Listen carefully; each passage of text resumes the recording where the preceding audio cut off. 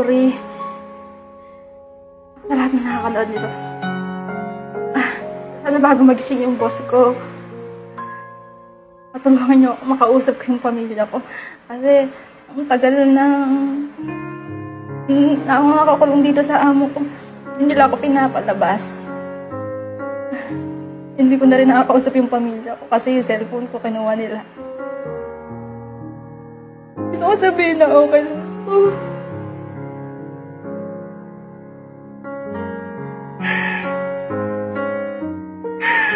Pero hirap.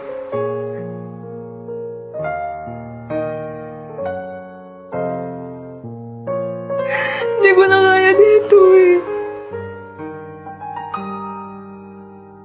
Pinukulong nila ako sa stock room, sa cabinet. Pag wala nang tirang pagkain, pinapakain sa akin pagkain ng hayop. Hindi naman kasi trato nila sa akin dito eh.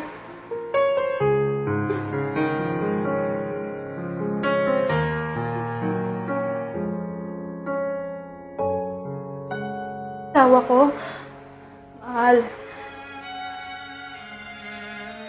Mahal kita. Na mahal. Alam mo naman yan eh. Pero hindi ko na anong gagawin ko.